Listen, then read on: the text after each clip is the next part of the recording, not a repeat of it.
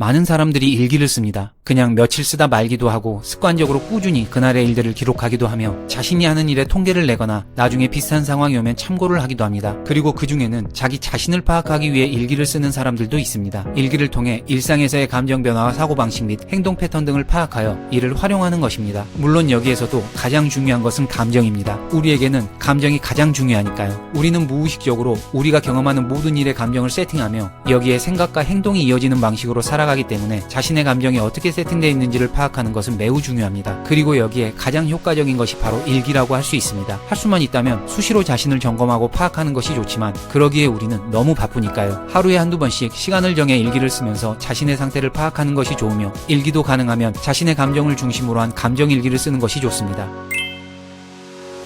그렇다면 감정일기는 어떻게 쓰는 걸까요? 감정일기라고 해서 특별한 것은 아닙니다. 하루에 있었던 일들 중 자신의 감정에 변화가 있었던 일들을 기록하고 당시에 느꼈던 감정들과 그로 인한 생각과 욕구들, 어떤 행동이 하고 싶었고 또 어떻게 행동했는지를 적는 것입니다. 이렇게 몇 달 정도 꾸준히 감정일기를 쓰다 보면 자연스럽게 자신의 패턴을 발견할 수 있게 되고 특정 행동 방식이 어떤 결과를 일으키는지 생각해 본 후에 대책을 마련할 수 있게 되는 것입니다. 나에게 도움이 되고 긍정적으로 작용하는 행동 방식이 있다면 그대로 계속 사용하면 되는 것이고 나에게 손해가 나고 부정적으로 작용하는 행동 방식이 있다면 이를 바로잡거나 대책을 세워야 하니까요.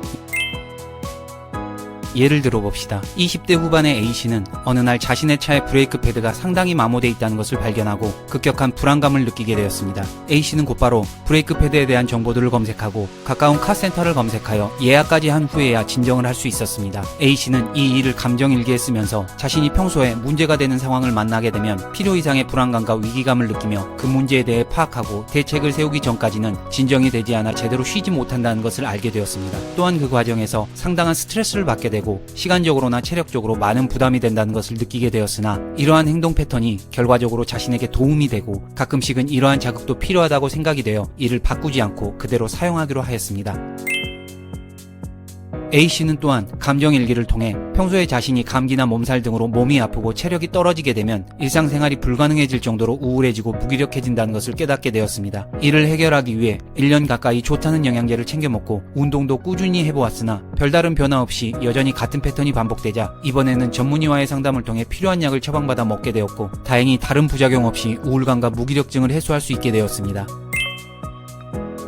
감정일기는 이렇게 자신의 행동 패턴과 상태를 파악하여 이를 활용하는 방식으로 쓰는 것입니다. 물론 처음에는 자신의 감정과 욕구 등을 파악하는 것이 어색하고 부끄러울 수 있겠지만 이 또한 좋은 자극이 될 수 있습니다. 부끄러운 감정이 강해질수록 이를 개선하고 싶다는 욕구 또한 강해질 테니까요. 또한 처음에는 알기 쉽고 크게 변하는 감정들 위주로 일기를 쓰게 되겠지만 감정일기에 익숙해지게 되면 점점 소소하게 변하는 감정들까지 파악할 수 있게 되며 스스로에 대해 더욱 깊이 이해할 수 있게 될 것입니다. 자신에 대해 자세히 알게 될수록 다양한 문제에 더욱 현명하게 대처할 수 있게 되고 이를 통해 남들 또한 더 잘 이해할 수 있게 되며 일상이 더욱 다채롭고 무리 없이 흘러가게 될 것입니다.